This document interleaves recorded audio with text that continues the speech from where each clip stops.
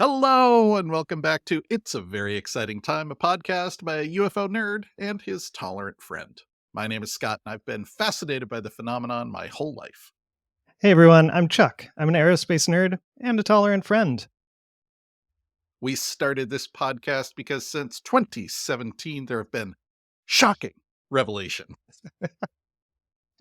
Now everybody's going to be able to see how you laugh every time I say shocking. I know, right? And how I mouth like the words you're saying along with you. Yeah, it's going to be great. I guess I should interrupt for a moment and mention, hey, you can see us now.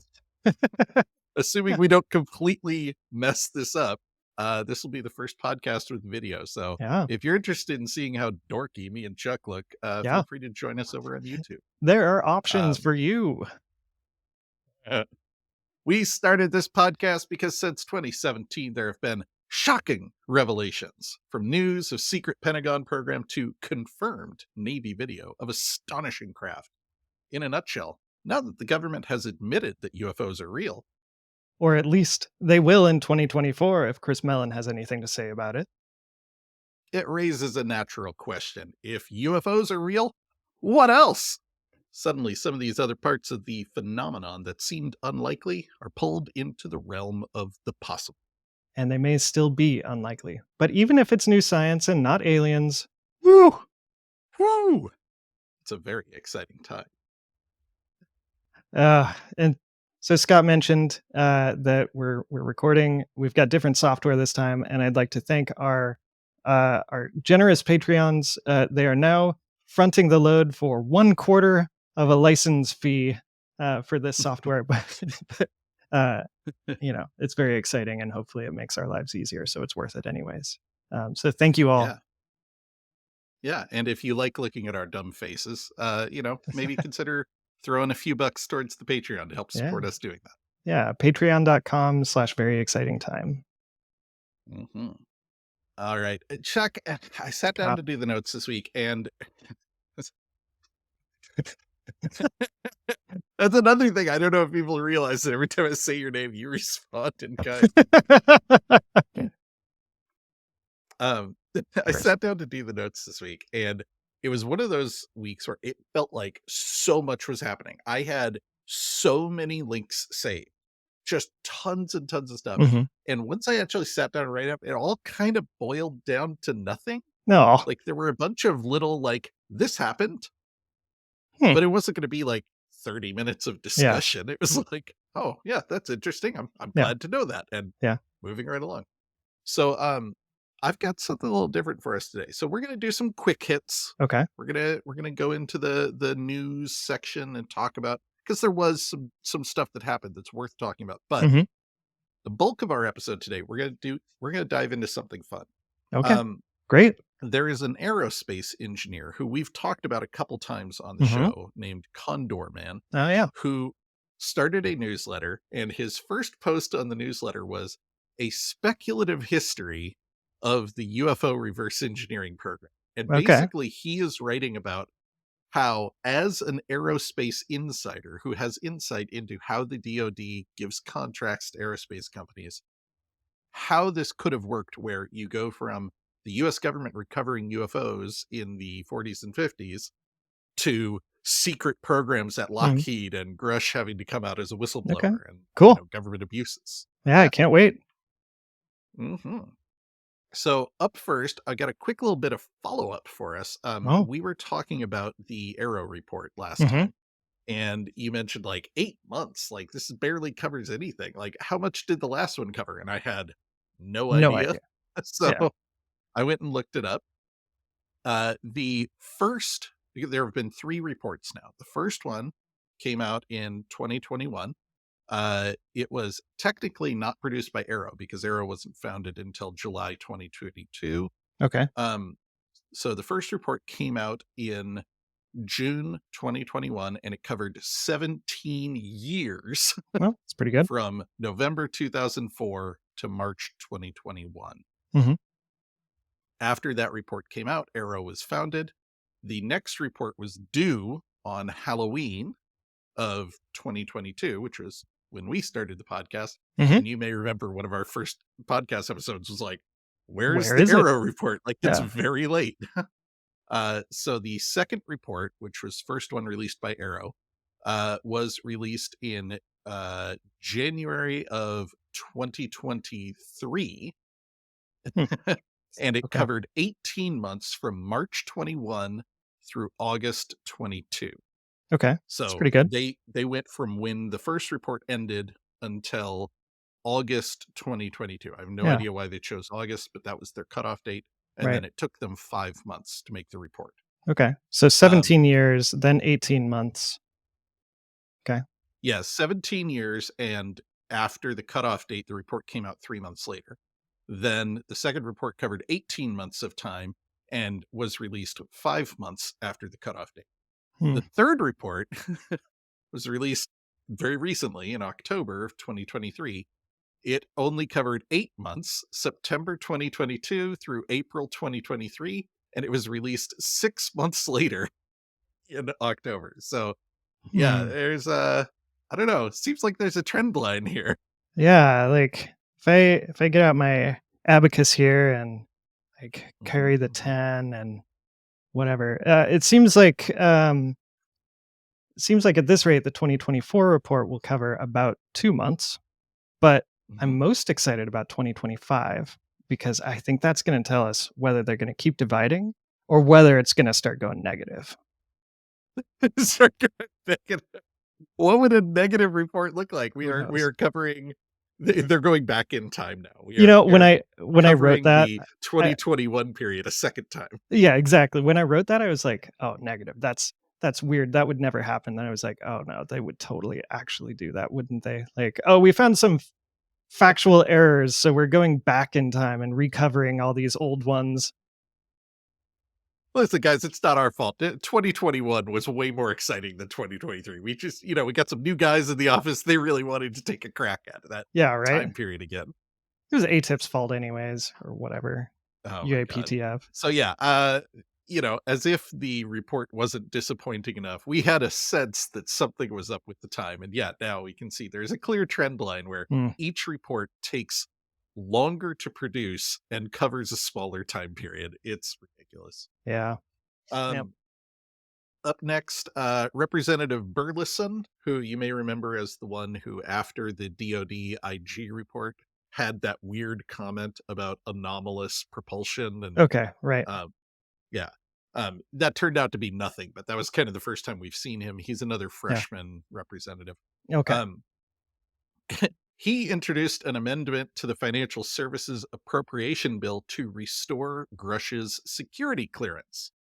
I thought there was a whole thing about him never losing it in the first place. No, apparently, as soon as you retire, you do lose your clearances. Oh, okay. The whole thing is All a right. big mess. Okay. I get the feeling that under normal circumstances, someone who retires would lose their clearances. But if they needed to come back in and talk to someone, it would Sure. be a relatively minor procedure. You'd get, I don't know, like the equivalent Right. of a day pass or something, right? But it feels like whoever is responsible for issuing clearances and handling this is definitely dragging their feet Mhm. on Grush. Like, oh no, Okay. there's nothing we can do. His clearances are expired. So Okay. Got it. anyway, I don't know, man. Like, so it seems weird to put this in the financial services Yeah, bill, but right? as we know, Congress puts everything in the financial I appropriations mean, bill that's because those are the only bills that pass. right, that's the power they hold. Okay, so does this mean that, they can finally get Grush in a skiff and hear some classified stuff? Okay. Yeah. Fingers crossed. I mean, Yeah. that's clearly their plan, but like Yeah. at this point, like I'm not even going to pretend to understand what's going on. I saw someone on Reddit who was like, "Yo, guys, like he doesn't have his clearances back. You understand? This bill doesn't actually give him clearances. Congress can't do that. What this bill actually does is request that a certain department of the Pentagon give him clearance, and then it increases their budget and then immediately decreases their budget, which is obviously a threat." And I'm like, I don't know what any of this shit. Maybe Ugh, that's accurate, maybe it's not. so But this has weird. been widely reported as a bill has been passed to restore Grush's security clearance. Okay. Whether or not this comes to anything, I think we file this under the Congress is still working on getting to hear what Grush has to say. Mhm. bucket. Like, it seems like every couple of weeks we come back, and every couple of weeks we hear a little bit more about what sort of hoops Burchett and Luna are having to jump through to get to hear, Right. another general tell them that there's nothing to hear. Right. Yeah. Okay. Interesting. Yeah. Now, speaking of Representative Burleson, Mhm. he was in the news for a second time. He confirmed that the House Oversight Committee is going to have a second briefing in a skiff with the DoD Inspector General. So remember, they had a meeting with the DoD IG already Yeah. that was absolutely worthless. Like, they The all most came out like, worthless this they'd was ever totally had. pointless. Yeah. Absolutely. Yeah. Yeah. So they're apparently going back in, which was not planned. And this time they're going to be allowed to read the Grush papers, going to be allowed to read the complaint that he filed with the Inspector General of the DoD. Why, like, what changed? I mean, it was useless last time. Why would it be different this time? That's a great question. I have no idea. Yeah. Representative Luna tweeted something that kind of implied that Grush gave them permission to read their complaint. So, Oh. again, in the idea of them dragging their heels, like, Mhm. practically speaking, it is clear to everyone involved that Grush is working with Congress, wants them to read everything, has given everyone permission, but maybe there was a piece of paper he had to sign, and the Mhm. DoD's like, sorry, can't help you. He didn't say you could look at it. Like, Right. I don't know. Yeah. I mean that. That was one tweet, so I don't want to read too much into it, but Yeah. this is the vibe that we're getting from these people, is that Yeah. it's just every bureaucratic roadblock they can Yeah. put down, they're doing it. And these roadblocks are all going to be cleared, but it's going to drag things out and make it as Yeah. painful as possible for Congress. Yeah. I mean, I think I'm in some ways I'm glad that the inspector general is taking personal complaints with a high degree of privacy. Um, so if they have some forms that Grush should have filled out, I mean, they should have given those forms beforehand, but whatever, Right. you know, sure. The whole we talk a lot about malicious compliance here. The whole Hmm. thing Hmm. feels a lot like the stories you always hear about, like, oh, you go to the state to get some piece of paper and they're like, oh, you gotta fill out the pink form. Well, where do I Yeah, get the right. pink form? Oh, 2 floors up in this department. Oh, you need the pink form? No, you have to fill out the green form to get the pink form. Well, you can't get to the green form until you have a pink form, and you can't get the pink form until you have a green form. And it's like everybody is following the rules that are all put in place for very good reasons, but it leaves you personally stuck. Yeah, That's the vibe yeah. that the representatives are. Now, as we've talked about before, Burchett is fond of seeing anything the government does as interference Hmm. and conspiracy. And we've learned to take what he says with a little bit of a grain of salt. But there does seem to be, even with kind of discounting Hmm. for the Burchett effect, there does definitely still seem to be some foot dragging and, needless obfuscation here. Like Okay. you said, I wouldn't want them to be able to get access to something they shouldn't, Yeah. but it feels like at this point, like with Grush on board and Congress on board, they ought to be able to go in and be like, yo, Right. hook us up. Yeah. Totally. Yeah. Okay. All What right. else? So Arrow finally added a secure reporting form to their website. Hey, that's good. That is good. The reporting form is not for the general public, Ugh, that's bad.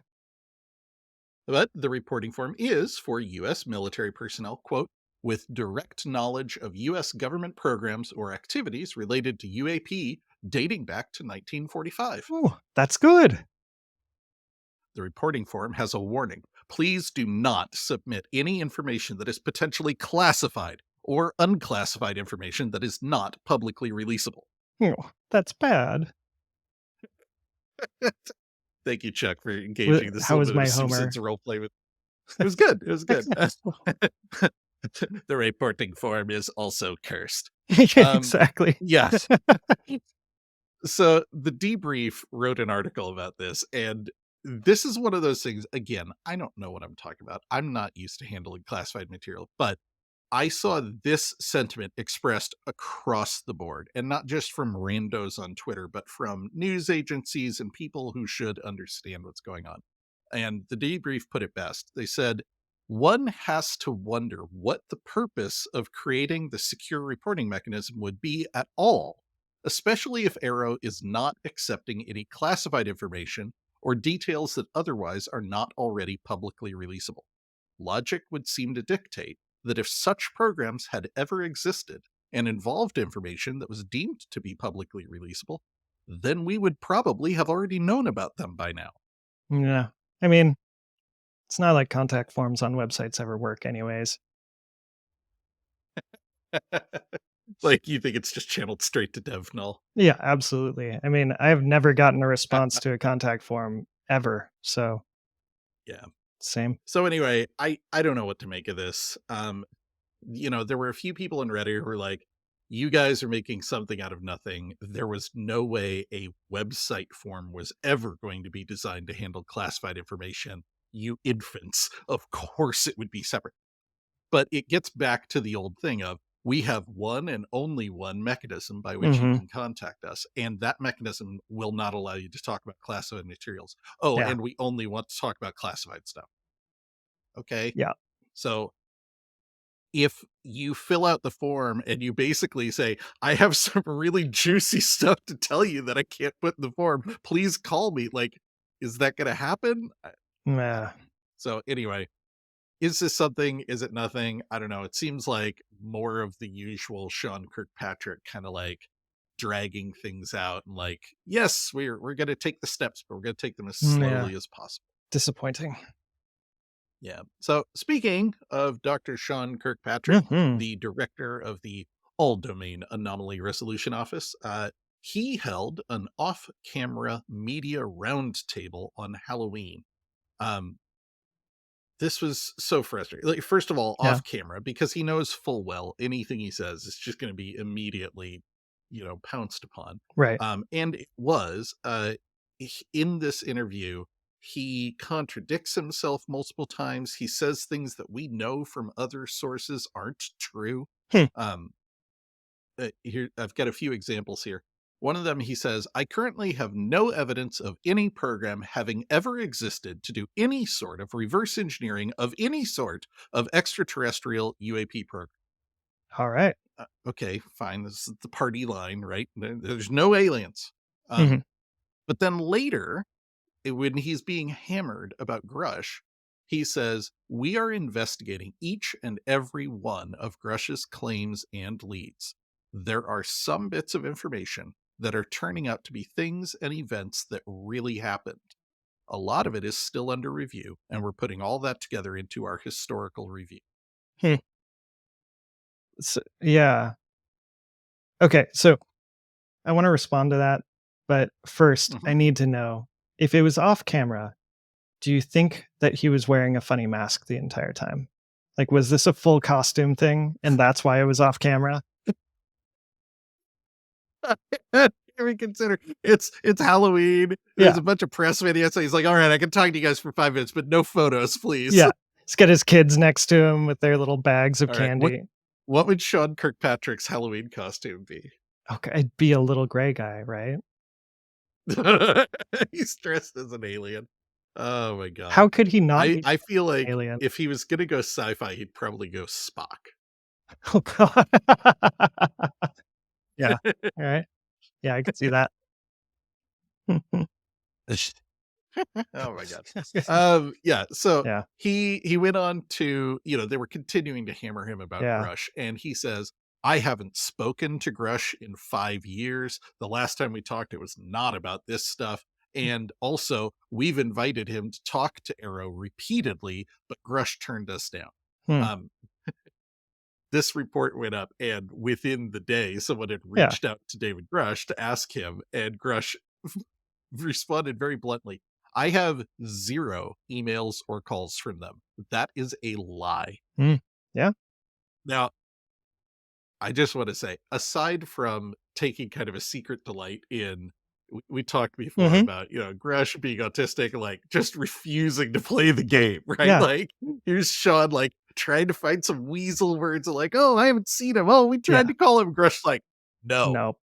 that didn't happen. Yeah, and, like, Sean Kirkpatrick is not good at weaseling. So yeah. No, he's not. He said that the Nimitz incident, which is the Tic Tac Hmm. from back in 2004 with pilot David Fravor, was just a single video with nothing to investigate. You guys, what am I going to do? It's just a single blurry, low resolution video that I downloaded off the New York Times website. Hmm. Can't analyze this.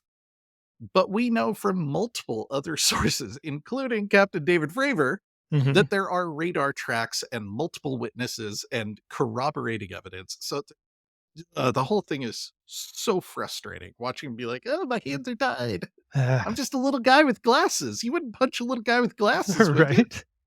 On his birth? Yeah. When so yeah, when are they going to replace him? Seriously. Like, Well, I do finally have some good news for you. okay. The DoD announced that Dr. Sean Kirkpatrick is retiring in Oh, December. okay. All right. Very well. Now, as with everything in this field, I am brutally summarizing here. This was a week-long story cycle with Okay. Ross Coulthart breaking news that Sean Kirkpatrick has conflicts of interest because he's serving on the board of this other company. And What? then people figure that the Daily Mail, of all places, got the scoop that Kirkpatrick is retiring, perhaps being forced to retire Yeah. because nobody likes the job he's doing. And then DoD spokeswoman Susan Goff had to come out and be like, there are no current plans to replace the director of Arrow. He is staying put. And then, like 2 days later, it was like, okay, you got us. Like, Patrick's retiring. Okay. So yeah, as with everything in this field, it was messy and complicated and Hmm. dramatic for something that, frankly, would have been a nothing burger if they Yeah. had Right. just announced Kirkpatrick is retiring in Yeah. December. I don't think anyone would have cared, No. but because they made it a big thing, it's like, woo, we found out. Yeah. Like, Right. all right.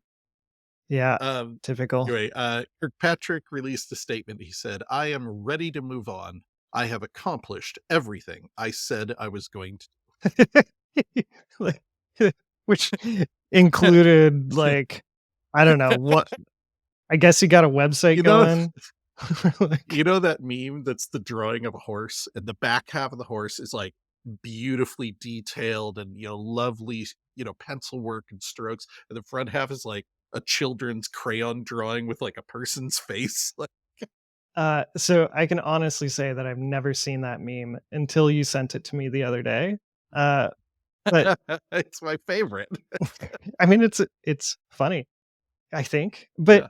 I feel like what you're trying to say is that there's a like beautifully rendered finished part of Arrow, and Sean just like Mhm. dropped the pencil at the last minute. Um, I don't know if he dropped the pencil at the last minute so much as never intended to draw the other half of the horse. sure. But yeah, I to give Sean credit, he did set up a very good investigative team and process. He's talked about this in interviews. He's got, the intelligence community team and the engineering team. They all look at reports, and if they Mhm. agree that something has a mundane explanation, it goes up to the director. The director approves it. It gets released, and they'll publish that on the website. Um, the whole like debunking and finding mundane explanations part of Mhm. the organization is firing on all cylinders. Yeah. Okay. What's the unfinished half that he Well, doing definitely. anything with the weird stuff, Yeah, all right. Yeah, that like makes sense. the ones they can't resolve. And Yeah. someone on Twitter kind of snarkily pointed out, like, I don't know what you guys expected. It's in the name, All Domain Anomaly Resolution Office. Yeah. He's paid by the number of cases he resolves, It's totally like tickets closed. Oh my god, you're right. Yeah, exactly. Well, The name of the office is not aligned with being comfortable with weird stuff. But that said, I think that's what we all wanted was, yeah. yes, okay, you've got a huge data set. 80 to 90% of it is nothing. It's, airborne trash and Yeah. satellites and drones. We all agree on that. Filter those out. Right. Go find the fun Don't ones. look at them anymore Yeah. and go look at the weird stuff. And Senator Gillibrand has repeatedly said like along this lines, like, yes, absolutely. She's clarified the legal language. Mhm. We don't want you to include the garbage Right. in your report. Like when you come back and tell us how many UAP reports, just go ahead and strip out all the ones that were plastic bags and Starlink and tell us about the weird ones. So Yep. there's definitely a conflict of interest here Yeah. where Kirkpatrick has set up an organization that is built around finding answers in a very Yeah. scientific, above the board, no extraordinary things kind of way. And he admits that 2 to 4% of their reports are truly anomalous. But as far as anyone can tell, he's not really looking into those ones. Mhm. It's like, well, we have this huge backlog to get through, so we're going to work on the ones that are easily identifiable. And in an interview at one point, he said, obviously, we're more focused on ones that could be foreign adversaries, Sure. which, okay, I get from a national defense perspective. But what that means is, he went on to clarify, if you find something that's traveling outside the laws of physics that is showing the 5 observables, the Right. weird ones, he can discount those being Russian or Chinese. So by definition, they are not a foreign adversary and therefore less threatening. So he deprioritizes them. It's like, So is anyway, that's the extraterrestrial front half of the not horse. foreign? I mean, come on. It's not foreign enough, apparently. Yeah. Yeah. Or So anyway, okay. uh, Well, that's what I think of when I think of yeah. the front half of the horse and the back half of the horse. Maybe the Yeah, next director can draw the rest of the fucking owl. maybe. Yeah. But Just yeah, to mix speaking means. of the next director, the good news is that they have finally hired a deputy director. Hey. You may remember that this was part of the law that formed Arrow back in Mhm. July. Like they were supposed to appoint a director who was like a scientist and also a deputy director who was from the intelligence community. Yeah. And the idea there was they were going to be able to like get into stuff the director couldn't. Yeah. They only got around to posting the job listing for the deputy director back in April. So they Yeah. did nothing about this Amazing. role for a long time. They have finally announced they've hired a deputy director. This dude's name is Tim Phillips. He's a former Marine who has been working in the intelligence community for the NGA and the ODNI, who will serve as the interim director until the Pentagon hires a permanent replacement for Kirk. Do you think, like, this is awfully convenient timing. Do you think it was like, they posted it, nobody did anything until now, Kirkpatrick's stepping down, they're like, "Hey, Tim, get over here." Like, it's I genuinely don't know. The timing sure is suspicious. yeah. Um, what it feel this is a bit of wishful thinking. I'm fully Yeah. going to say this up front. Yeah, okay. What it feels to me like is Kirkpatrick has been on thin ice ever since he published that letter on LinkedIn Mhm. attacking David Grush. And we I can recently see that, saw yeah. his like grand boss came in and took over. Mhm. You don't report to Ronald Moultrie anymore. You report directly to me. And she forced him to get the website up. But it feels like he was on a performance improvement plan. Yeah. And the vibe I get is it was made clear to him that it would be best for everyone involved if he was no longer the director of the Yeah. program. Managed out. You know what that's like. Yeah. Yep. So I don't know if that's true. Maybe he genuinely did everything and his bosses are super happy with him and he's retiring with full honors. I Yeah. don't know. Frankly, I don't care. Yeah, me Um, either. but yeah, the timing of this new dude sure is suspicious. Yeah. I don't know if the new dude will be any better. He sounds pretty establishment also. Yeah. Um, Hey, look, at least he's not you Air Force. yeah. So I don't know, man. We'll wait and we'll see. There are rumors galore about I the new bet. director. People on Twitter are saying like, "Oh, my sources are telling me they've narrowed it down to 4 people, and one of them is someone we're going to be very happy about." I'm not even reporting on any of that because it's unsourced. I don't know Yeah. if it's true, and Okay. frankly, it Yeah. doesn't mean anything. Yeah. So Yep. We'll see if it takes them as long to hire a new director as it took them to hire a deputy director. Probably. Probably. All right. That covers our quick hits. I think you can see now why I was kind of like, yeah, stuff happened, but all of it kind of boils down to, Yeah. okay, Yeah, it was yeah, still I 30 guess that's minutes, though. I don't know. It's pretty good. well, you and I like to talk a lot, and It's we true. did include a Simpsons skit in the middle of it. But yeah, let's get to the meat of the let's get weird, shall Hashtag we? get to the aliens. Oh, yeah, let's get weird. Well, we're not going to get to the aliens. We're going to Okay. get to the UFOs. Okay. So we've heard from Condor Man before. I've mentioned him a couple times. He is an anonymous aerospace engineer who previously has given some insight into how aerospace companies are reacting to Grush's claims that UFO tech has been secreted into these aerospace companies like Lockheed and I'm what. sorry. I know that's the right way to say that, but all I hear is secreted. Like,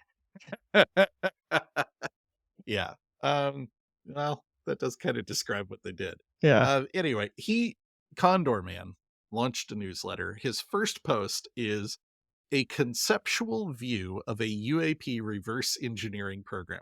I'm just going to read this intro paragraph in full because it kind of nails the vibe and is kind of incredible. Okay. The purpose of this article is to provide insight into how a hypothetical UAP recovery and reverse engineering program that began in the late 40s would have evolved over the last 75 years. I will use history and my knowledge of the aerospace industry and its biggest customer, the Department of Defense, to infer and inform the progression of such a program over time. What different evolutions would it have gone through, and why?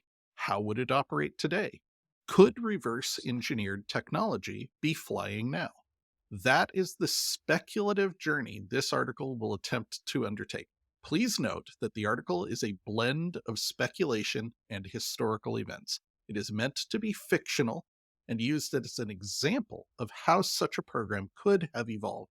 The project names are imagined, and the companies and technologies mentioned are educated guesses and examples based on historical events.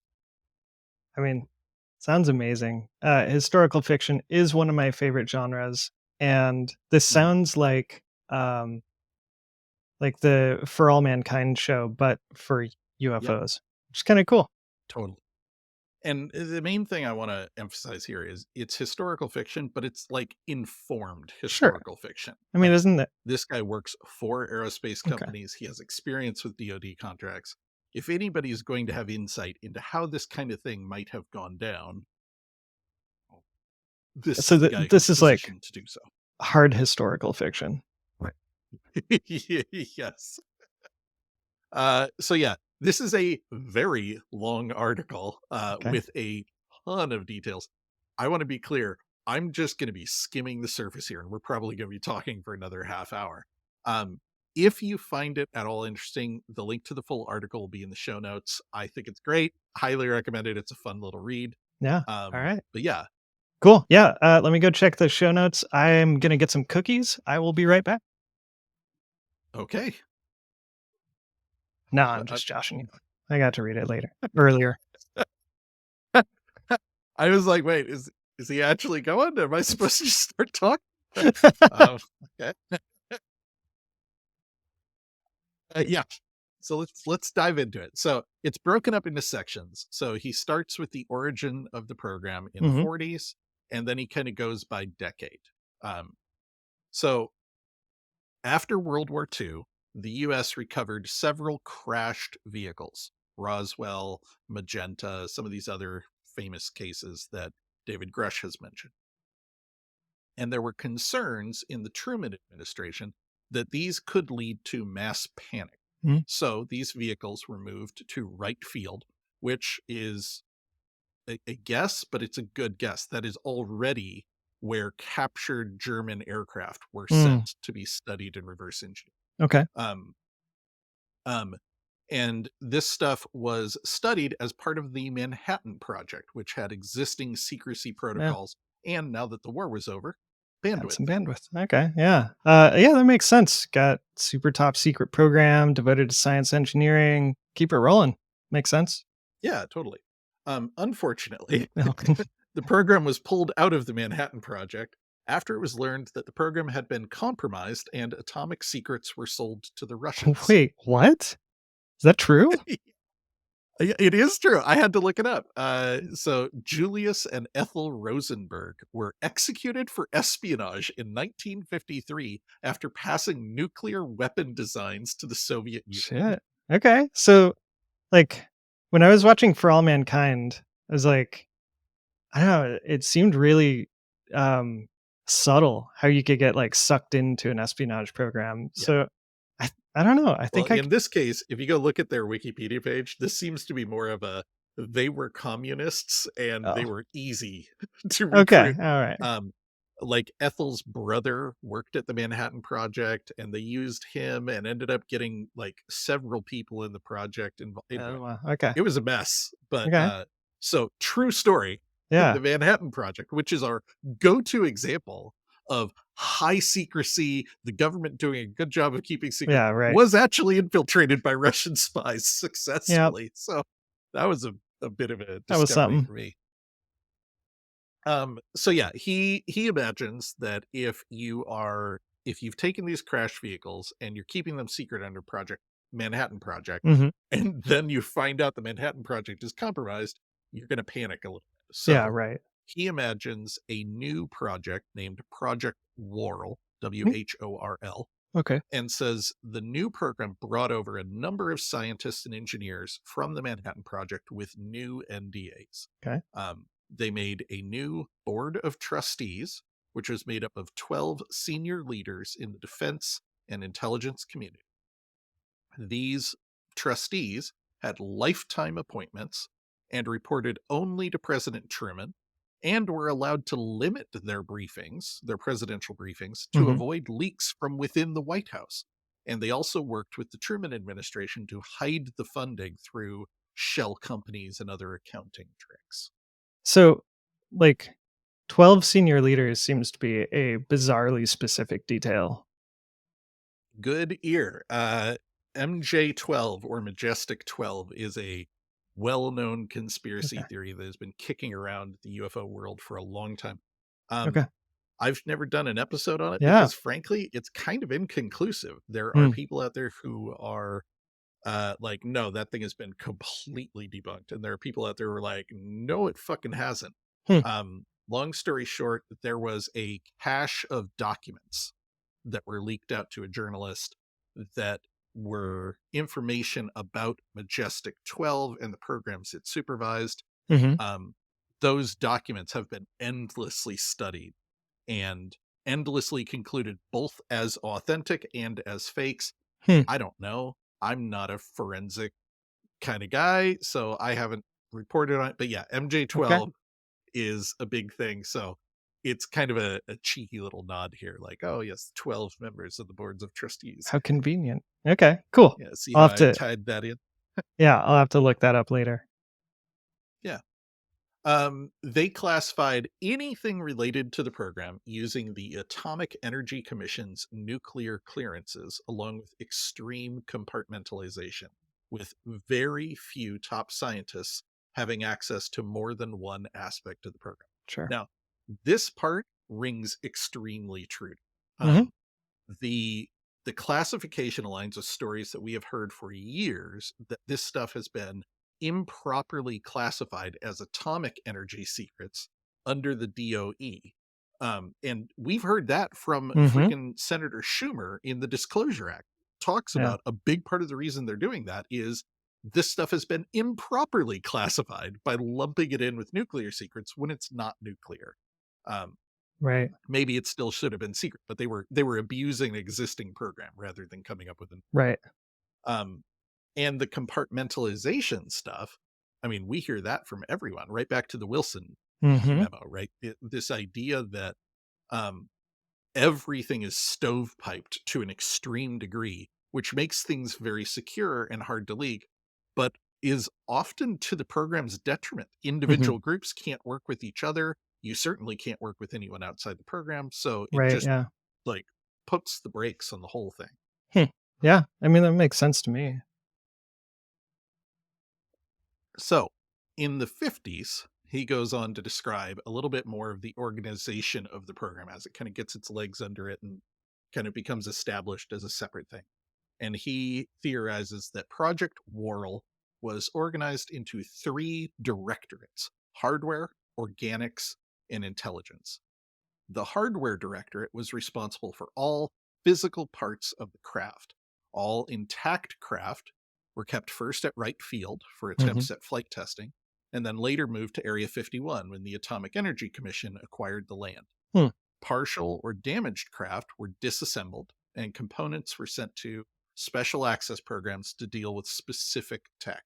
And those were housed at big national laboratories like Los Alamos and Sandia, as Hmm. well as some private industry. Yeah. Yeah, I think that makes sense. Yeah. Um, he describes that research into power, propulsion, and material technology was painfully slow, with Mhm. efforts eventually shifting away from fully reverse engineering the tech Mhm. to building new tech that is inspired by it. So rather than say, okay, we're gonna figure out how this particular weird engine works, we know that this engine is capable of generating an anti-gravity lift. So if we know anti-gravity is possible, let's instead put a bunch of smart people in a room and have them work towards that end Yeah. without necessarily giving them the materials. Yeah, 'cause, Um, yeah, you wouldn't be able to. That makes sense. mhm. Okay. um, Almost all of the electronic components were passed to Bell Labs, Mm. who were tasked with reverse engineering for military and civilian applications. He says they had a lot of success and Yeah. goes on to imply that Bell's work with miniaturized transistors, lasers, and other things came from this research. Yeah, of course. Yeah. I don't whatever. I think computers seem like a huge leap, or like that miniaturization seems like a huge leap, Mhm, for folks that just don't know the history. But we mhm. really it was fast, but we really didn't just Yeah, magically get miniaturized transistors in a weekend. Like, yeah. I don't know where that No, idea I keeps coming completely agree. from. This particular idea has been floating around for a really long time. And as far as I can tell, it kind of goes back to Philip Corso, who wrote a book called The Day After Roswell, where he claims that he was in the military and, excuse his day job was to seed UFO technology out to companies to reverse engineer. In the book, he claims credit for things like night vision, Velcro, composite ceramics, like a ton of things that have really well documented Yeah, like they origin have good stories. And he's like, histories no, and that was all us. yeah, whatever. Okay. Yeah. Yeah. So, and the conspiracy would say that those well documented histories are themselves fraudulent to cover Mm. up the fact that these companies received basically handouts from the government. You know, this is one of the things that we've talked about before where it's real easy to go down a slippery slide with Mhm. conspiracy theories. Like once you accept the idea that the government is hiding something from you, there's kind of no end to that. Like there's no bottom to that. Mhm. You say you dig down a little bit and someone says, "Oh, well, this is where it stops because we have well documented history." Ah, but the government lies to us. So those Mhm. documented histories are themselves lies. We should keep going. And then you end up out in, you know, the boonies and absolutely wild stuff. So Yeah. this doesn't ring true to me, but it is Yeah. certainly a common claim Yeah. in the community that some, maybe most of our kind of modern tech boom after World War II is traceable back to reverse engineering programs. If Yeah. we accept that the government does have crashed UFOs, which is something I believe, I find it completely plausible that the government did reverse engineer some tech or learn something. And maybe in some cases it aligned with something we were already kind of looking into and it gave us a leg up.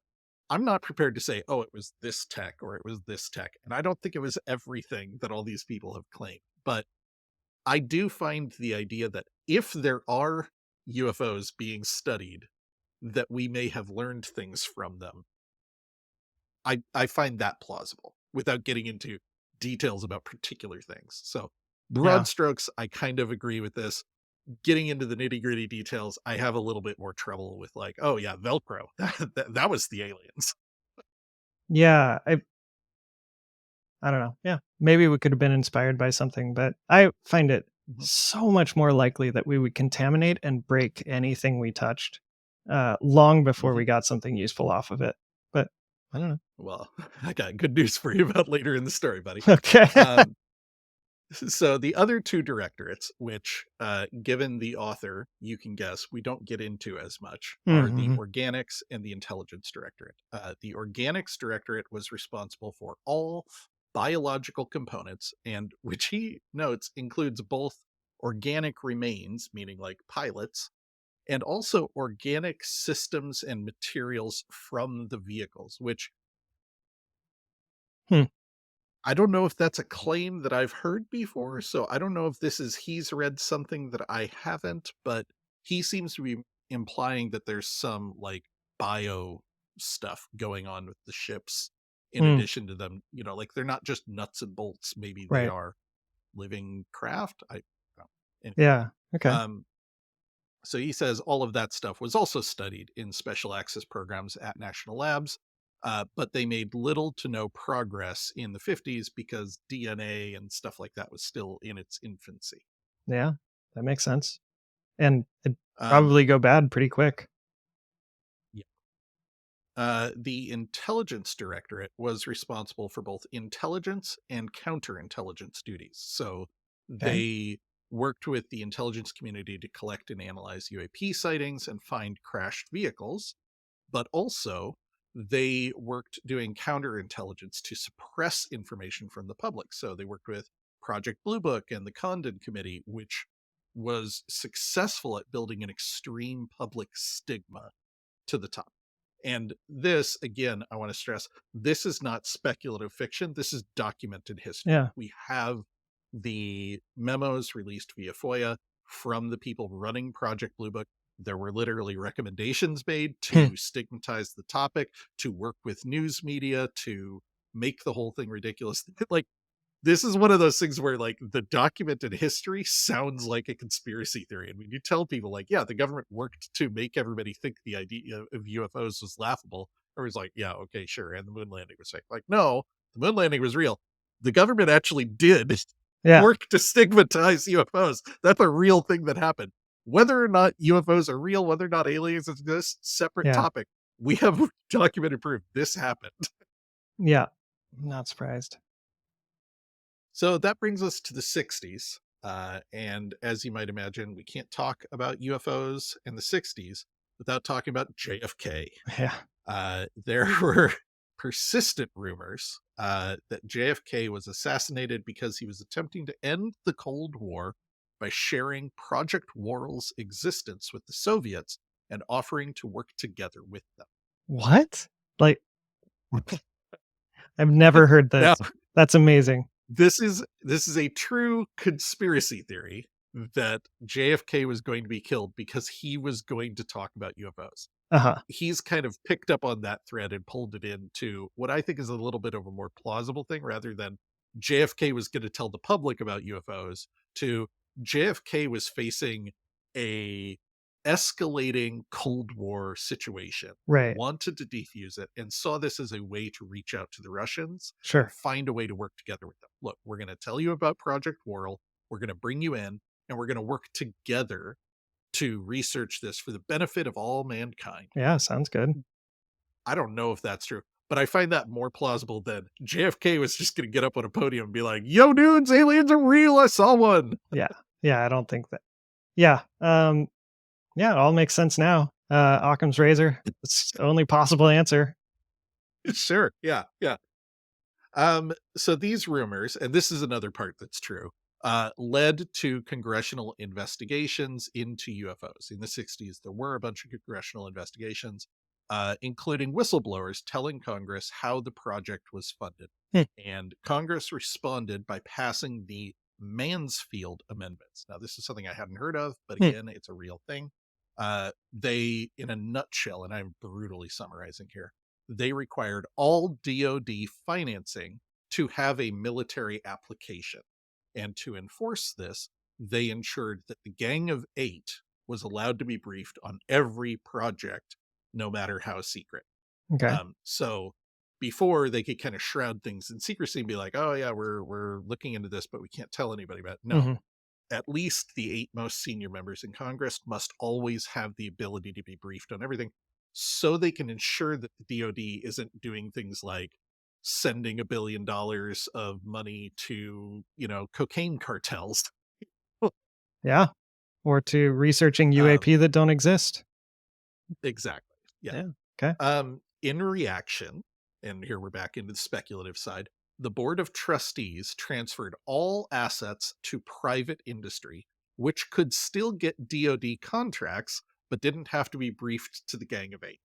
And this is a true thing, and this is a true loophole. Um, this is something David Grush talked about. A private company is under no obligation to brief the government, but they Sure. can get government contracts. So you got this kind of like loophole of the government is still able to give money to this program, but is no longer legally obligated to get updates about it to Yeah, some but degree. that's I mean, that's why we have the OIG also. Yes. Like, they're supposed Yeah. to And figure that's out if you're why just Congress is mad about this, is they right. are abusing this system. Okay. Got it. Uh, but yeah, so his story, this is kind of when that starts. They're worried that Congress is going to get onto them, so they move all this stuff to private industry. Um, there is a lengthy story here about how exactly the assets were transferred. A Hmm. lot of them were sent under the cover of a bailout for Lockheed, which was Hmm. facing bankruptcy. Interesting. Basically, the government was able to transfer assets to Lockheed to Right. increase their. So, oh yeah, we've got a UFO. It's worth $1 billion. There you go. Mhm. Like, um, at this point, uh, the the hardware directorate is disbanded, with all assets moving to Lockheed in a new project, which he says is codenamed Project Athena. Mm. Um, Meanwhile, the Intel and Organics directorates were folded into a new organization entirely. Okay. Do we hear anything else about them? Like, I wanna know about the bodies. And we don't hear anything else about them, Okay. which again makes sense given the Yeah. author. His focus is on the ships. Yeah. But I will say, what little he says about the Organics Directorate aligns with the EBO scientist story that we talked about earlier this year, with Yeah. the bodies specifically going into a special program that's nested within some of the big national laboratories. We've been Yeah. hearing about Battelle being involved in this, um, and basically just kind of slow, steady progress being made completely independently of reverse engineering craft. Yeah. Okay. Um, it's a little hard to believe, but, uh, it's like you'd have to have these gigantic contracts, um, in order to have, like, enough fluff room to just, like, Mhm. move things, but okay. Maybe. I don't know how big their contracts Well, are. Maybe they're that big. some of the contracts are really big, but also, and this take what I'm about to say with a grain of salt. We're back in Burchett land. Mhm. Burchett's favorite thing is to talk about how the Pentagon has failed every audit for the last X years, Sure. um, and they've got a budget shortfall of billions and billions of dollars. Hmm. Like, it's not like, oh yeah, we misplaced $1,000 here, or we overpaid this contract. Like, there's just billions of dollars of assets and contracts that they simply cannot account for. Hmm. So the conspiracy theory is all of that shit is actually being spent. It's being funneled into these black programs. Who knows? Yeah, maybe. You said Occam's razor, Yeah. what's the other one? Never ascribe to malice. What could be explained by incompetence? Yeah, Like, Hanlon's razor. I I find it pretty easy to believe that the Yeah. military has never been forced to pass an audit, so it just isn't what they care about, and they don't document anything. And it's the equivalent of the small business owner showing up at the accountant with a shoebox full of unorganized receipts. Like, Yeah, oh right. man, you're going to jail. I'm Yeah. sorry, I can do nothing with this. Yeah, well, and, like, I don't know how many billions or trillions the DoD gets in budget to begin with, but if they may be failing an audit by 0.1%, and that may still be 15 billion, like, I don't know. I don't know what their As I budgets are. understand, it's a significant percentage, but I will Okay. admit I have not looked into Okay. it. All right. And part of the reason I don't talk about it a lot is because this is one of those things where Burchett likes to kind of ascribe everything to one thing, simple Yeah. mustache twirling conspiracy Right. theory. Yeah. I find it believable that there is some black ops budget Totally. and money being transferred. I don't necessarily believe it's all of it. I think it's a Hmm. lot easier to believe that it is a combination of mismanagement, Hmm. laziness, corruption, other legit black projects that have Hmm. nothing to do with UFOs. It's just Yeah. like, yeah, we, That Burchett just doesn't the need to know CIA about. is working on, laughing gas or something like, Yeah. and I believe that that could all balloon up to an enormous number, but I don't think it's like, yes, there is a budget shortfall of $70 billion. $70 billion is going to the UFOs. Like it's that simple. Right. I think there's a lot of things going. Yeah. Totally. So that brings us to the 70s. Okay. Lockheed forms a new subdivision of Skunkworks. Skunkworks, if you're not familiar, is their kind of like experimental kind Hmm. of secret division where they do kind of edgy stuff. Okay. So he theorizes that they form a new subdivision of Skunkworks called Shadowworks Of course. to oversee Project Athena and channel the results of Project Athena work back to Skunkworks for their kind of above the board projects. Okay. Their efforts were mostly focused on material science. So for things like stealth tech with reduced Hmm. radar signatures. Um, Lockheed proceeded to win a 1975 competition for low radar planes based on materials from Project Athena. I admit I was putting these notes together pretty late. I didn't feel like looking it up. I am assuming the competition is real, Probably. but the implication that they did it with UFO tech is supposition. Yeah. That all Um, makes sense. in the article, I've got a quote here. He says, the biggest concern that top DoD officials and the trustees had about transferring hardware assets to Lockheed had just been realized. Unless something was done, Lockheed was going to have an advantage on every future contract that required stealth. And once the propulsion system was cracked, Lockheed would be untouchable. It was time to break up the monopoly. It's like, hey, here you go, guys. Build something cool out of range of oversight and account. Whoa, whoa. Hey, wait. Not like that. That's too much. Put some Like that. Yeah, Wow. exactly. Um, so they instructed Lockheed to share all of the Athena materials data with the Air Force Research Lab, Mm. who was then instructed to share it with Northrop and a few other companies as if it had been developed by the Air Force. And those materials led directly to the Lockheed F 117 and the Mhm. Northrop B 2, which are kind of our big anti stealth planes that came from these two companies. Uh-huh. Yeah. I mean, it's obvious because stealth was so far out of reach of human intuition. It's like, it's perfect. It's easy. Now, I will give you I will throw you a bone here. In the article, he actually mentions that in that contest that he claims Lockheed won because it had UFO tech. He's very clear that Northrop had a very good entry that nearly won and basically would have won if Lockheed had not had an unfair advantage from. So it wasn't like nobody is working on this stuff. Nobody understands. It's more like this was tech we were already researching. This just gave them a leg up. Right. And like if it had been a legitimate, like, technological discovery, shouldn't it have been a, like, game-changing generational thing? Like, Well, so this gets into the interesting thing. And from here on, he does kind of a bad job of explaining this, but there is a difference between the truly black op stuff, right? Like the black triangles that are not acknowledged. Like this is not listed anywhere. This isn't something that anybody says we've actually made. And things like the F-11-7 and the B-2, which were secret for a time, but even at the time were acknowledged in some circles and were later revealed to the public. mhm, So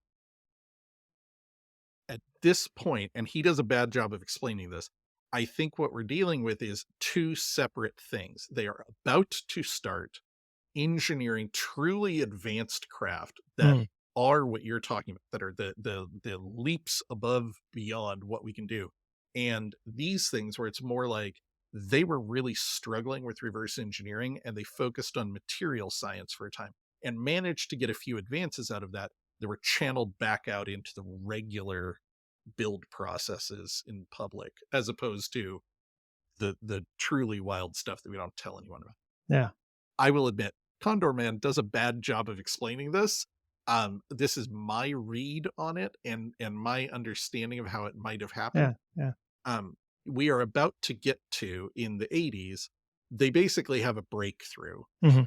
that allows them to start engineering propulsion systems that they couldn't do Okay. before.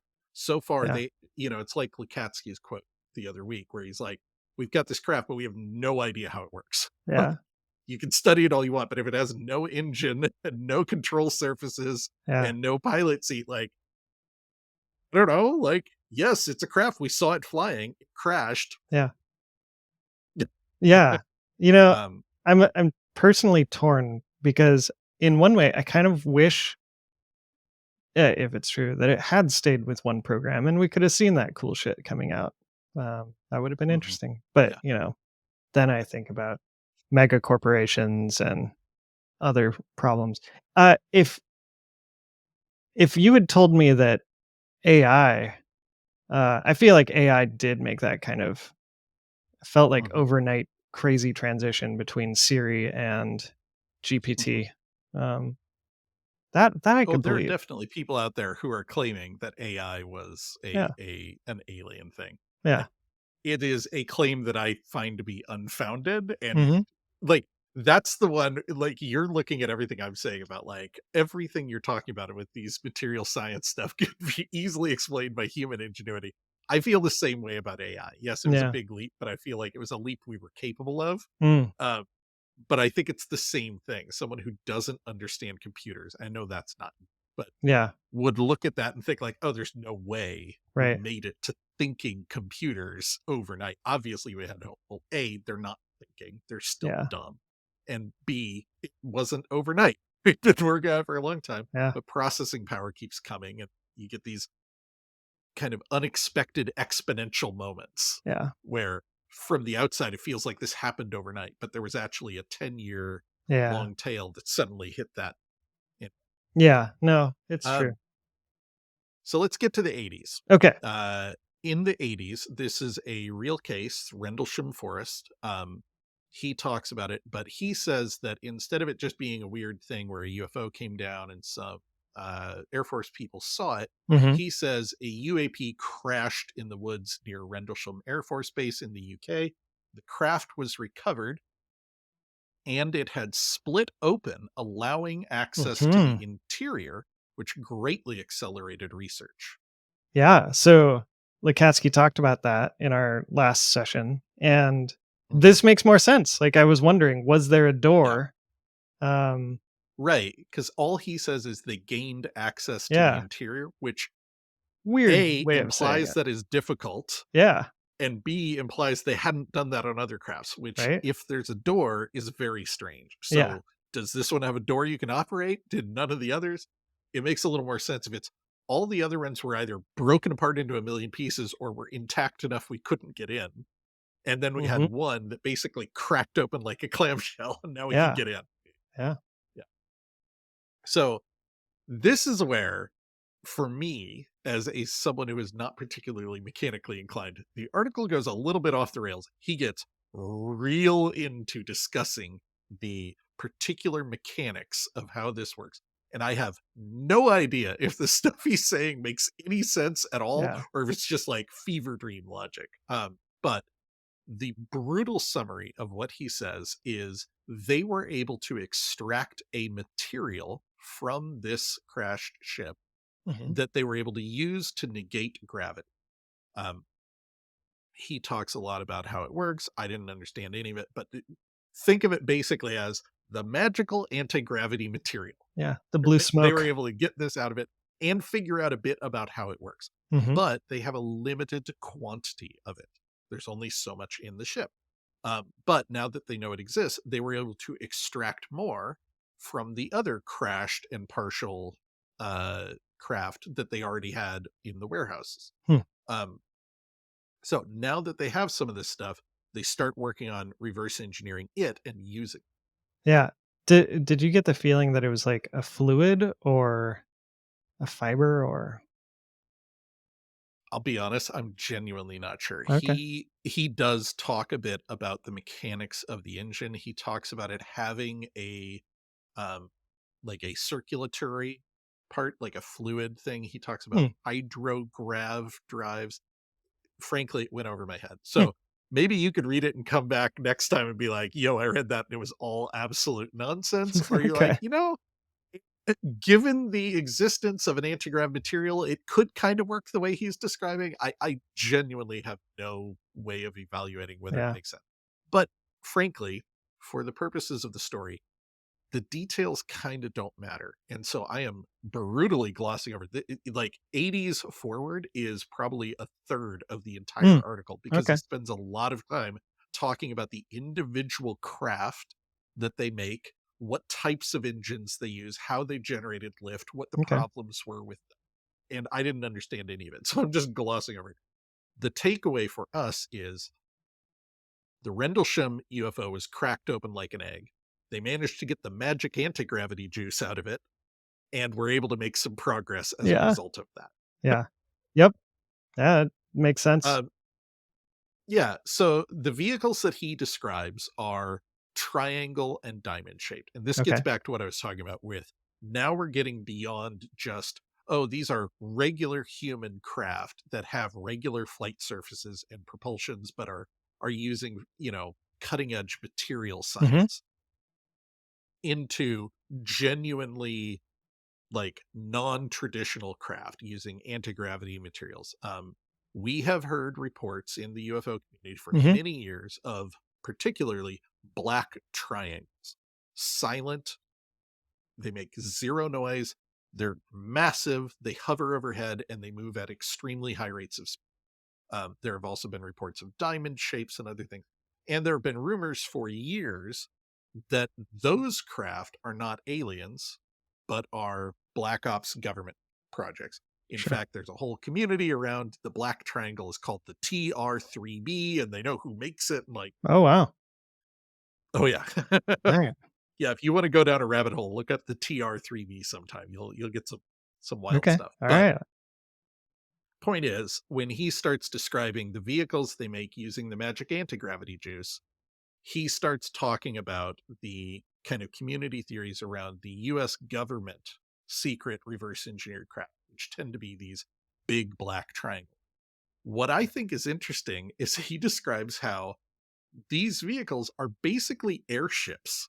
Mhm. They're lightweight frames that, with the addition of the anti gravity juice, are effectively weightless Yeah. and are able to achieve incredible propulsion using just regular ducted fans, Yeah. which I don't know if that's possible. I don't know if that makes sense. I don't know if just being weightless is enough to get the kinds of speeds that we're talking about. But again, I kind of glossed over the tech stack here. So Mhm. maybe if you dig into it, it'll make a little more sense to you. But Yeah. um, the thing that I thought was interesting about this is he describes how unstable these craft were. Hmm. Like it was really difficult to control them. Yeah. So, I mean, you don't have to worry about lift. You can definitely do some funny things, but there's Mhm. still a lot of challenges. You still got, Oh yeah. like, the sound barrier that you have to deal with and, Hmm. um but, yeah, if you don't have to deal with lift, your wing shape gets to change, and, Hmm. Hmm. and actually um, supersonic jets do kind of look diamondy, um, Yeah. so that's interesting. So, Uh, like I said, I don't know how much I trust this and how much this is him conflating community rumors about black triangles with yeah, his theory about how a craft would work. But yeah, let's pick up with the 90s. okay, Being a 90s kid myself, I always get excited when the history gets to the 90s. I Like, know, right? what happened in the 90s? Um, so basically, he goes on to describe how the stealth craft built by the program in the 80s using the magic antigrav juice. Let me be clear, that is not how he refers to it. It sounds very scientific when he talks about it, Yeah. but I'm hand waving here. Okay. So these craft were continuing to evolve. They were performing well, but they were limited by the small amount of anti-gravity material extracted from the UFOs. So the trustees started a plan to bring down a UAP. Okay. That's seems like a big step. Talk about any of the considerations or like, I don't know. It really doesn't. Okay. I will admit, this is another thing where I think he is plugging into persistent rumors. There Okay. were rumors that I think it was Project Starfish, where they like detonated a nuke in the air to Mhm. test an EMP blast. There have been rumors for years that they used that to bring down a flying saucer. Okay. I don't I think he's just kind of piggybacking on that idea that at some point the military tried to start bringing down UAPs. Um, I will admit, pretty much everything he talks about other than aerospace companies and the flight, Yeah. the craft, feels a bit kind of thin, a bit Mhm. rushed, which makes sense, like, uh, and in particular with the alien craft, he talks about them in the 40s as they were recovering the craft, Mhm. and then he basically doesn't talk about them at all. Hmm. We know from history that if you accept that these are alien crafts, that they have been active throughout. Mhm. He briefly mentions that the Intel directorate was continuing to survey and, track crashed craft and everything. Um, but he doesn't really talk about the stuff that I would kind of want to know about, like what types of craft are they? Who fly them? Yeah, So right? there is a bit that actually comes a bit later where he describes like the trustees have assumed that the saucer type craft were crude, the spheres were unmanned drones, and the big cylinders were from a different race, and this was from this, and like it's kind of the first time he's mentioning that stuff. I'm like, whoa, man, talk more about this, please. Yeah.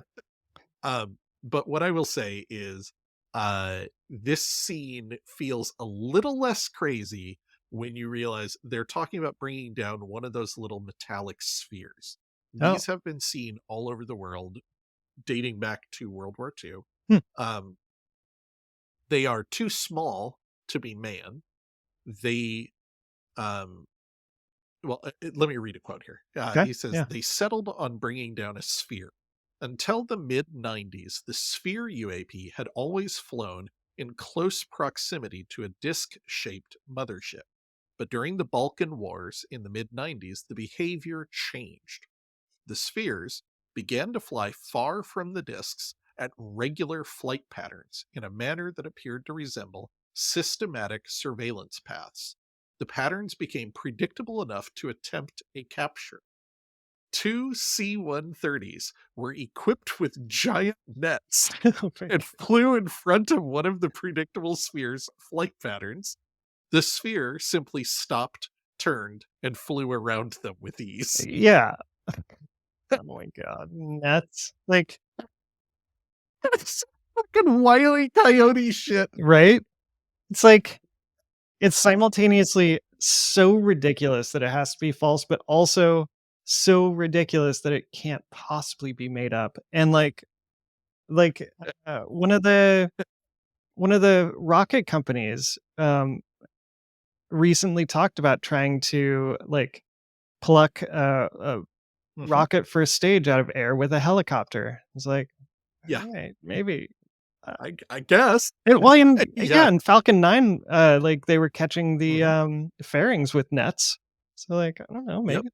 And maybe they're it talking works. about catching the Starship booster with chopsticks. Like, Yeah, I don't know, man. There's some uh, goofy stuff here. goofy But stuff. I will admit, when I first read two C-130s equipped with giant nets, in my head, I did not imagine a like windsock style net mounted below the plane or whatever, which is probably what's actually happening. I imagined Monty Python style, a Mhm. like tennis net strung Yeah, between the right? two wingtips. It's just even more ridiculous. So, I don't know. But the point is, they tried something dumb and it didn't work. Yeah. Checks out. Um, quote, the next attempt was to use a prototype EMP projection device developed by Sandia National Laboratory. They set the device below the predicted flight path and detonated it as the sphere flew by. It worked as planned, and the sphere was recovered. Hmm. Okay, so far Okay. so good. That's good. Unfortunately, the sphere contained none of the Ah. anti-grav material. Yeah. And he has a little diversion here talking about how they are powered by massive semiconductors and basically surf the mechanical field of the planet. And like, Huh. I don't know. Okay. And, like, I didn't Interesting. understand it. Yeah. Point is, no magic anti-grav juice in the little metal balls. Okay. Yeah. Um, so he says they abandoned plans to bring down a larger UAP for fear of starting a conflict. Yeah. Yeah. I mean, he should have been thinking about that all along, right? Like, Right? I don't know why they thought bringing down a sphere would definitely not right? I don't know. Who the fuck is it? Oh, yeah. like I maybe meant to. those are the baby on boards one. Maybe Yeah, that's right? even worse. Like, Yeah. Who knows? That could have been like the commander's crew or whatever. Is this the same trustees it's that have. totally an anthrocentric one, right? Like Yeah, right? bigger is better. Yeah. It Obviously, the must bigger be. ship is the prime one. You can't attack that. Attack these little ones. It's going to turn out to be the opposite. This Yeah. civilization favors small, sweet. Like the smaller the craft, the more the status. You accidentally went for the queen. Yeah, right? Um, so are these the same trustees that have been in place for the last 40 years?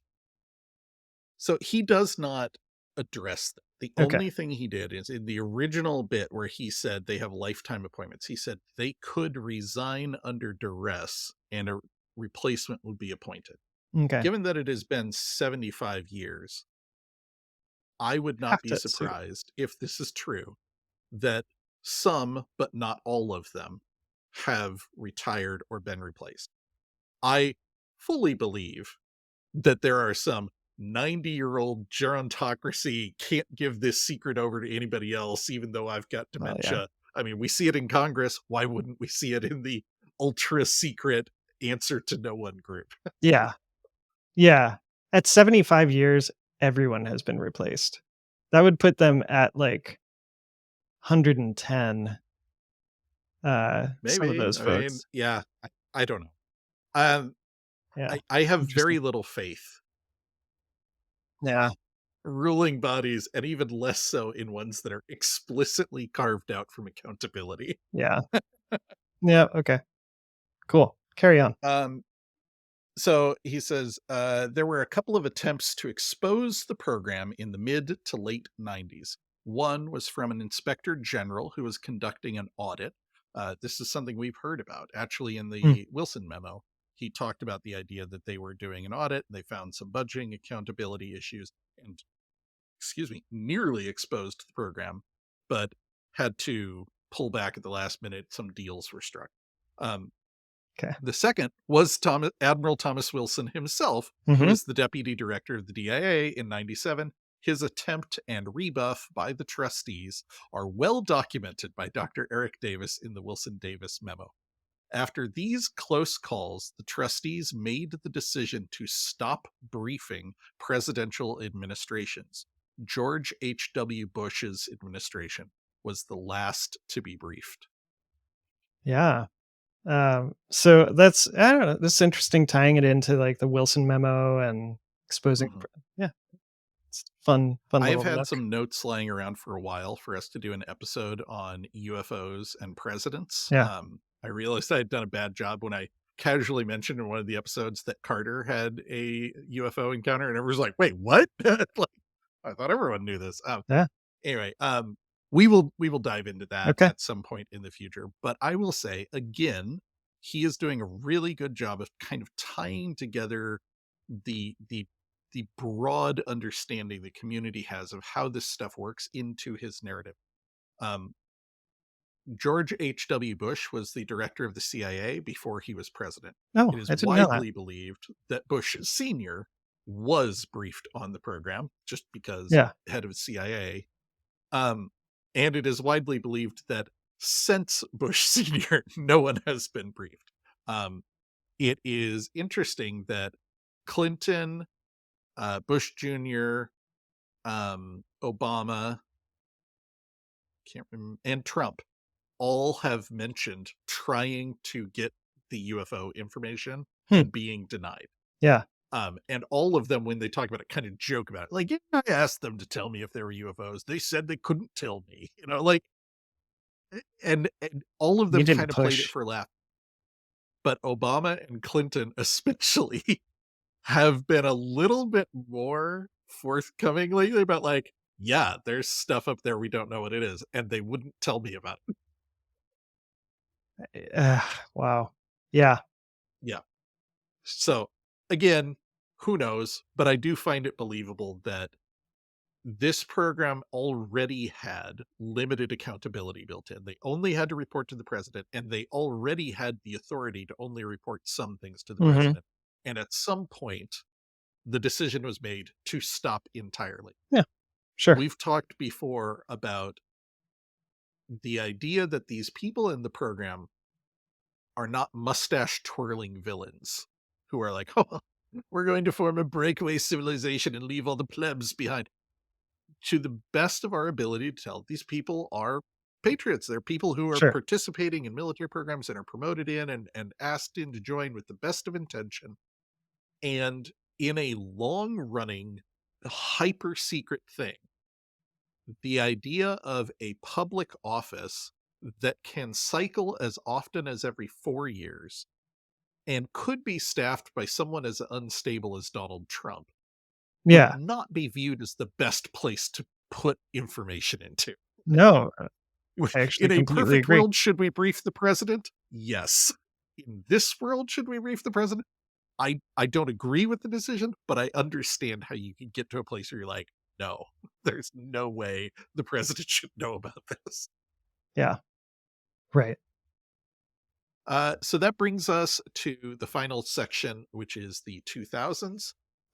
This is where he's getting a little more into all the stuff that has happened recently Okay. and is a little bit less speculative fiction and more about here are the things that happen and here's how I think the trustees would be reacting. Mhm. And the short version is not well. Yeah. Um, he opens the section on the 2000s by talking about the Nimitz encounter. Okay. Mentioned earlier, Yeah, this yeah. is the one with the Tic Tac, David Fravor in 2004. He said, this incident terrified the trustees. The Tic Tac had shown knowledge of the F 18's military tactics and was monitoring their communications or hacking their computers to know where the cap point was. Their greatest fear had always been that the anomalous intelligence was preparing an invasion, and these new vehicles, with their jaw dropping performance, seemed to be far more threatening than ones from the past. The Tic Tac was a full blown performance machine, more like a true military fighter than any of the others. Hmm. Um, this addresses something that I think the UFO community has struggled with, which is what do UFOs look like Yeah. has changed Yeah. over the years. In the 40s, it was flying saucers. Right. There was a period of time where cigar shapes were the most common. Black triangles, we've talked about. We've got metal spheres now. The single most common shape, according to Arrow, is balls, Hmm. either metallic spheres or just like glowing balls of energy. Um, People don't really seem to see the traditional flying saucer shape anymore. Yeah. What does that mean? Who knows? Um, so I do find it interesting that he's kind of pulling that idea in that this board of trustees, whose job is to look into the UFO situation, reverse engineer, stay on top of it, and basically just be prepared to respond to it. Naturally, one of their fears would be that this might be a threat. Mhm. There doesn't seem to be any evidence. They've never behaved in a hostile manner. There's a case to be made that they are seeding us with technology. Otherwise, why would so many of these goddamn things be crashing? Um, but it's easy to understand how a new type of UFO showing up that is Yeah. a much higher performing Right. than the ones we've seen before and is demonstrating knowledge that it could only gain by like uh hacking our computers or monitoring Mhm. communications would be seen as escalation. Like, oh shit, this could be a real problem. Yeah. So he goes on to describe that the program responded by pivoting their research to smaller, more agile craft. They still have a limited amount of magic anti-gravity juice, Mhm. so they start dismantling some of the older generation, like big black triangles, to make new craft. Mhm. Their progress is slow, and he specifically says, held back by the processing power needed to control the craft. Again, he's talked about these anti-gravity craft are really unstable and you need to make thousands of little micro adjustments all the time to kind of keep it operational.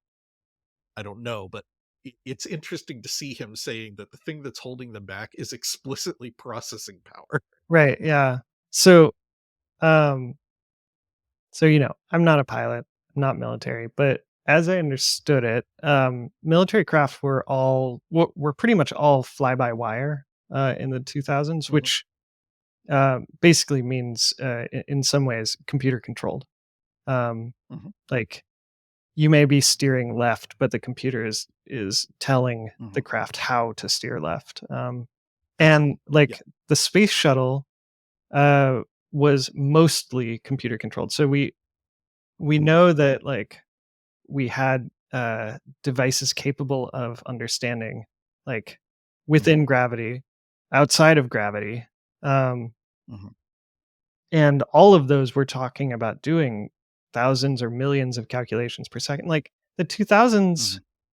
that was, I don't know, we had decent computers that were doing thousands and millions. So, it Absolutely. Yeah. feels weird to me, I but I 100% agree. Yeah, I don't disagree. It's funny that he mentions computers are the thing yeah, holding us back in the 2000s. right. Um, the only thing I will say is, um, I would guess based on the way he's describing it that it's an an order of magnitude problem, Mm, right? Like the number of inputs and outputs that a fly-by-wire system needs to control on a jet with flaps mm, is perhaps much smaller than what's needed to be controlled in an anti-grav craft. sure. I don't know. Yeah, This is all speculative fiction, but right. that's what he is saying is happening. The other thing I will say is, again, he has mentioned repeatedly the severe security and stovepiping Yeah. has literally put them at a disadvantage. It Okay. has hamstrung them repeatedly, Yeah. and they have repeatedly shown that they would prefer to be more secure and slower Yeah. than groundbreaking, but maybe having to explain things. Okay, so maybe they're still But working with yeah, Saturn V style computers, uh, maybe I don't in the know, or 2000s. maybe it's just a more complicated problem than we think, or maybe he's completely wrong. Or But yeah, right. uh, Okay. what he kind of breaks it down is they're terrified by the Tic Tac incident. They shift focus for the third or fourth time in their Mm, history, and morale across the board is very, very low. hmm, Uh, this gets us to what we were talking about, what we heard about in the Wilson memo, where everybody is frustrated. Everybody wants to do more and feels like they've got their hands tied behind their back and they just can't make progress because yeah, of the restrictions placed on yeah, that makes sense. It would them. be super frustrating. Says, quote, the non-human intelligence had also become bolder, encroaching on military training spaces on an almost daily basis, Mhm. almost as if daring the DoD to do something. This much visibility led to the trustees' greatest fear, whistleblowers. Yeah, it's not those increasingly bold aliens. No, it's the whistleblowers. They're the real Right? We've threat been here. thinking about aliens for years. All of a sudden, we got to deal with these kids not Yes. keeping secrets. Uh, doesn't that feel real, though? Oh, Right? yeah. Like, threat of an alien invasion, and our real concern is that someone might talk to the press. Right. If only it weren't for those darn kids. Right? Um, so this is again one of those things that ties into what we've heard. What I have heard across the board is the amount of UFO sightings and the visibility of those sightings has been steadily climbing Mm, for a long time and getting increasingly visible to the general public mhm. and especially to military people who are trained to look for this. Yeah. Um, so we've talked before about like, are there more sightings around military bases because they're interested in military bases or because they're primed to monitor Right, their yeah. area more than civilians are? There seems to be some evidence that it's both. Yeah. Activity is increasing across the board, but also that activity is focused around military installations. There is an excellent book out there called UFOs and Nukes Mhm. that gets into the weird encounters that tend to happen around nuclear installations, especially nuclear weapon installations. Captain Robert Salas has been testifying since like the 80s Hmm. about an incident where a UFO shut down every single nuclear missile in his Minuteman missile uh, area. Silo? I don't know what the right word is, but they've got like 20 silos and every single one of them went down. And Hmm. it's like, this is basically impossible. They're all independent, they're all isolated. They're literally designed Right. to handle one going down and the other one still being able to launch. For every single one to go down was unprecedented. Yeah. And it coincides with this alien, this object showing up and shining lights at each of the missiles. Like, Hmm. um, so yeah, morale in the program is low. UFO visibility across the board is high, and the board of trustees is worried about whistleblowers. Yeah. Makes sense. Quote, dozens of whistleblowers came forward to the Inspector General of the intelligence community with details of recovered craft and reverse engineering programs. And one of the final blows to the program came on February 10th, 2023, during the frenzy of the Chinese spy balloon, Huh. as an F 22 intercepted and brought down a cylindrical silver object that was traveling at 35 to 40 knots at an altitude of 40,000 feet over Alaska. This object turned out to be the newest generation Project Athena craft. Mhm. All right. Love it. Also, I can't believe that it was only February when that happened. Right? Feels like it was a long time It ago. feels forever ago. Yeah. Yeah. Um, Yeah. so yeah, we haven't talked about this much, but Ross Coulthard has been on a tear lately about the Alaska shootdown, Yeah. that there is more Okay. involved. He strongly implies that he has talked to one or more of the pilots involved. If you remember, the Alaska one was the one where they said that the object interfered with their sensors, Mm. which no one ever really talked about. The object was shot down onto packed sea ice. This is February. The ice was still solid. There is civilian footage from the area showing a huge amount of military activity out on the ice. Hmm. We never heard anything about it. All they Yeah. ever said is we weren't able to recover anything. Nothing to see here. And Ross Coulthard has been banging this drum for a Yeah. while that there's more to the story. He recently came out with a story saying that they detected a bunch of objects up in the Arctic Circle and more jets were scrambled. Hmm. There doesn't seem to be any like definitive details yet, but what I will say is this idea that there's more to the Alaska shootdowns in particular is fairly well found. There does Yeah. seem to be something more to it than that one was just a hobby balloon. Yeah. I don't know if this was the one, or if it was the other one, but, the one that as was at, 60,000 feet. I don't remember if we talked about Mhm. this, but That was, we think, the highest takedown that has ever happened, and it was, like, Oh, 10 or wow. 20,000 feet out of the aircraft's, like, normal flying. Operational range. Yeah, it's operational range. Like, it should Ha! not have been up there. Like, they basically had to speed and just, like, drift and hope to get up there. Yeah, Like, that's shit. amazing. Uh, Kinda crazy. Yeah, so, anyway, the implication here is that the thing they shot down was not an Yeah, alien UFO, but but one of one of these our advanced UFOs. secret programs. The Biden administration recovers it and realizes they've been kept in the dark. Now, I Yeah. don't know if this is like they pull in the wreckage and it's got like a US flag on it or what, Yeah, but right. like someone's been keeping some secrets. Um, you may remember at the time, President Biden immediately appointed a UAP task force chaired by Jake Sullivan, the national security advisor, to uncover what was going on and act accordingly. Hmm.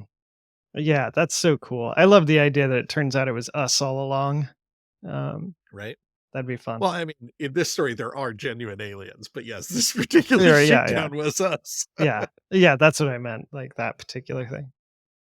Huh. Yeah. Now, we have heard nothing about that presidential task force since it was set up, except I saw one person on Twitter who said, my sources confirm that task force has been shut down. But Huh. we do know that Jake Sullivan was working very closely with Chuck Schumer, the Senate Mm, Majority Leader, when he penned his Disclosure Act. And we heard at the time that that was done in lockstep with the White House. So okay.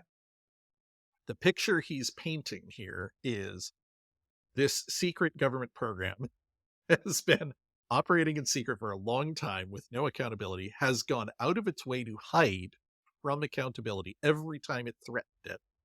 And in the 2000s, with the rise of more information, more whistleblowers, more visibility, Mhm. lowered morale in the project, they're really struggling to keep it secret. And then the lid kind of got blown off with the February shoot down. And now the White House knows. There was also a story around March, I think, that an Air Force, a senior Air Force person, had gone to the Biden administration and told them explicitly, was it? No, sorry, it was the Navy, went to the Okay. Biden administration and told them the Air Force is lying to you. Yeah, I remember Um, hearing about that. yeah, and we never really knew what to make of it, but putting these pieces together, think of Mhm. it, but putting these pieces, ours or theirs or a hobby,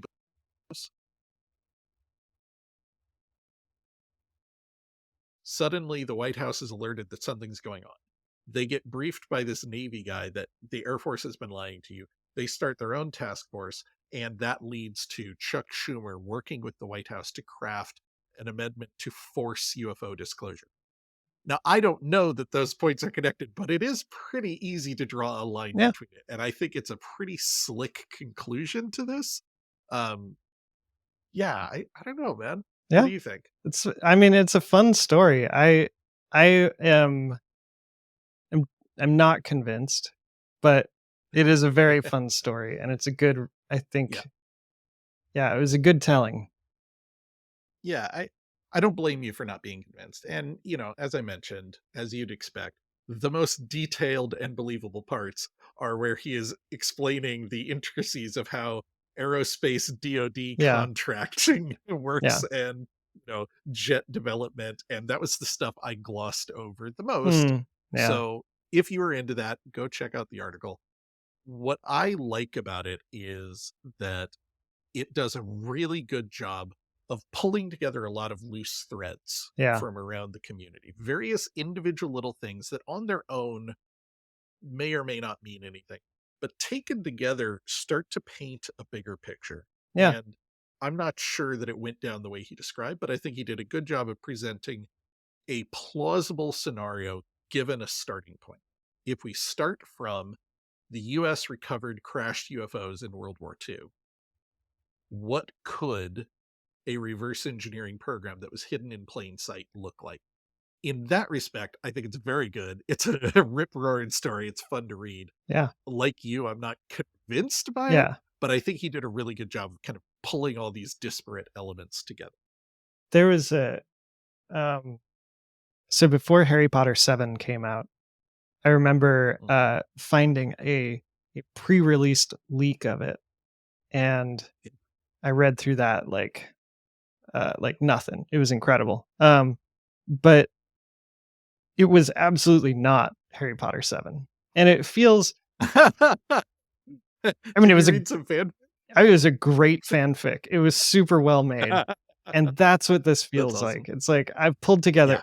all it's like he's pulled together all of these threads perfectly.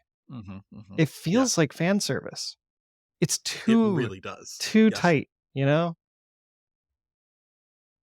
I mean, for me, the best moment was the C-130s Yes. with giant nets. Like, Yeah. it's like you said, right? Like, it's too ridiculous in detail. Like, feels like that has to be true. So dumb. Yeah, I need to get I'm gonna go get Dolly started on making that image. I don't know, man. I like it a lot. I have fun thinking about it. Um, I know what you mean though. My brother Sean is a very creative person, and a lot of his energy is often focused on the franchises we know and love, Star Wars and Star Trek and Marvel. Um, and there is a thing where sometimes he will tell me about the idea he has for what an upcoming movie should be, Yeah. and then the movie comes out, and I walk out, and I'm like, Sean's idea was better. Yeah. Yeah. And I kind of Yeah. wonder if, the truth is going to come out at some point. We'll be like, oh, No. that Condor Man story was way better It than should this. have This had is kind of dumb. C-130s. Where are my planes and nets? Yeah, seriously. The Manhattan Project wasn't involved at all. What is this? What the hell? Yeah. Yeah, Yeah. totally believe that. All right. Well, Chuck, I had a lot of fun going over this with Yeah. you. I would love if you actually read the article and you have anything more to Okay, say on it. We can have a follow-up segment in the cool. future where you're like, this is complete bullshit, or I looked at it and given the presumption that they have magic anti-gravity lift, everything he describes is pretty Yeah, plausible and I think it could work. I would love to hear that because I don't know what okay. the hell I'm talking about. Yeah, maybe we'll, record a special Wednesday session or something over lunch. There you go. All right. Thank you for joining us on It's a Very Exciting Time. You can find show notes and more on our website, veryexcitingtime.com, as well as links to our social media accounts. Feel free to email us at Scott or Chuck at veryexcitingtime.com. And if you'd like to support the show, check out our Patreon at patreon.com/veryexcitingtime. And Chuck, as always, my wife thanks you for listening to me talk about UFOs so she doesn't have to.